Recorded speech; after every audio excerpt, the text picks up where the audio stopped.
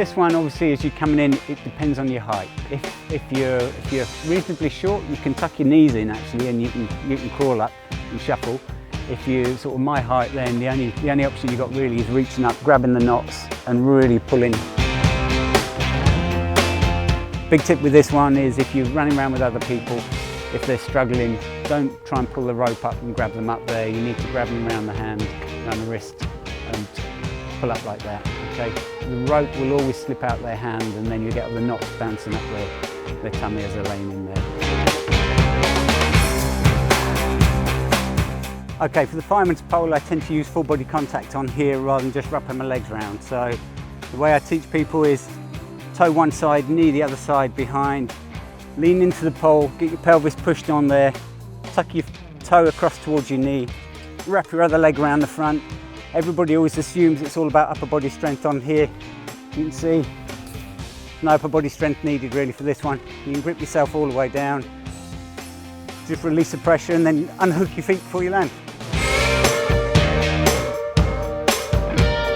So the basic method, hold tight, toes over the edge, push off and let the rope slide through your hands. If I get here and it's wet, you've got another option, which is to hold the bottom of the rope here and actually place it as high up your bum as you can. Lean back, and just like the old swings, you need to get a little bit of elevation with your legs. But as you lean back through here, again, you can get through. This is my way for doing this. It's not necessarily the preferred way, but from a racing point of view, it's very quick to get across here. So, nice wide stance. Look at the midpoint of the bar, and you're over. The important thing here is to keep hold of the straps. Don't rely on holding the top of the log here as you're coming over. On a day like today where you're just filming and a bit of training, it's nice and dry. On the actual day, it's going to be very wet, very slippy. And as you step up into this last section here, it's not going to hold you. You can't get enough grip on there. So what you need to do at this point from here is foot up, reach over, so that as you step into the next tyre, you can then actually pull your body weight over the top. Okay, if you're going to do a rollover cargo net, one of the main things you've got to do is make sure that you tuck your chin right into your chest. The holes are big enough for your head to disappear through, and you really don't want that to happen. So for me personally on here, it's get down onto your waist, lean forward, and then it's an underhand grip on two of the straps. And what you'll see is that there's a crossing in between, okay? So what you've got to do is imagine that the back of your head is going to be up there. So as you pull yourself forward, your chin is going to go to your chest.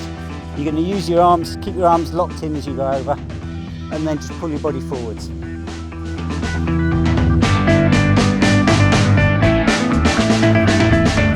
Okay, for this one I tend to work into a corner, so you've got a little bit narrow. If you stay out wide, there's not a lot of movement for your arms there. If you come into a triangle, you can stick your bum on, straight over, straight down to the next one.